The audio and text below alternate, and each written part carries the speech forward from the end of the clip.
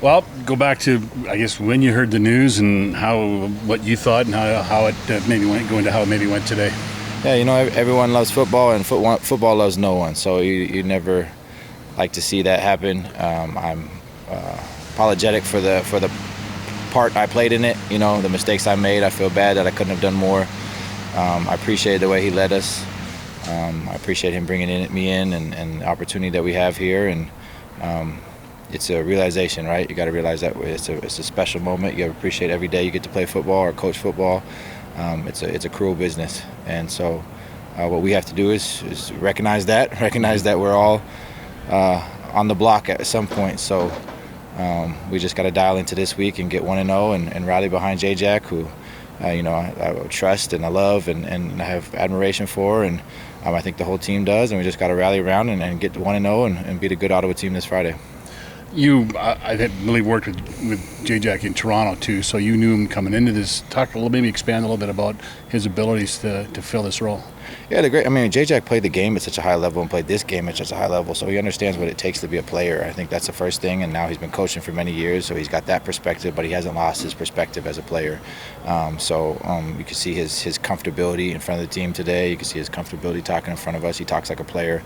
He understands our role. He understands our mentality. So we're excited. We're excited for his opportunity, and we want to make the most of it, and I want to make the most of it, so play my part to help him out, and just taking it one day at a time and going 1-0.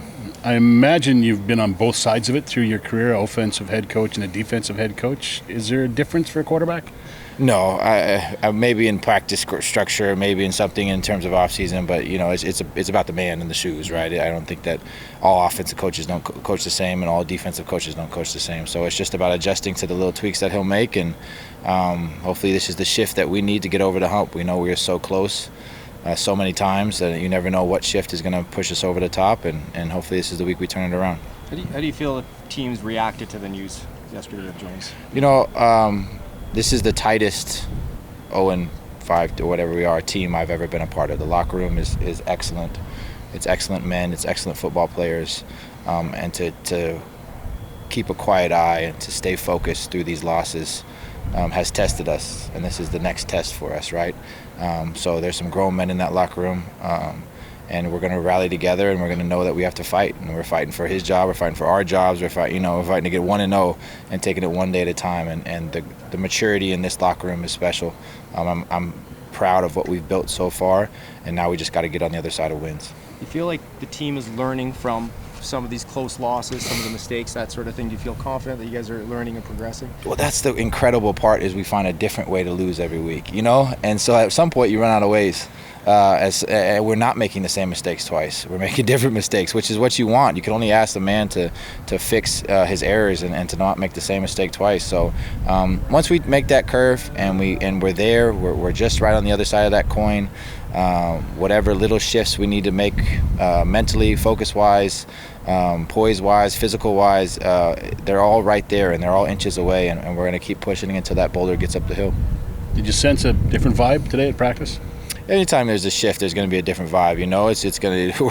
We're all kind of reeling, and we're all like, it's a realization for everybody. So I think there has to be a different vibe, right? If it's a different voice you're hearing, it's a different environment. It's a reality check.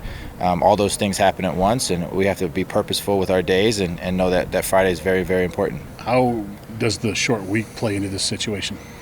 Well, I think it plays into that we want to get back on the field and beat that team. We felt like we had our opportunities. We felt like in first half, second half, we had opportunities, and we want to get back and play them. So we're excited to go out there and get back out in front of a good team and prove that we can come out on top. Thanks, McLeod. Appreciate it. Thank you. Appreciate it. Thanks for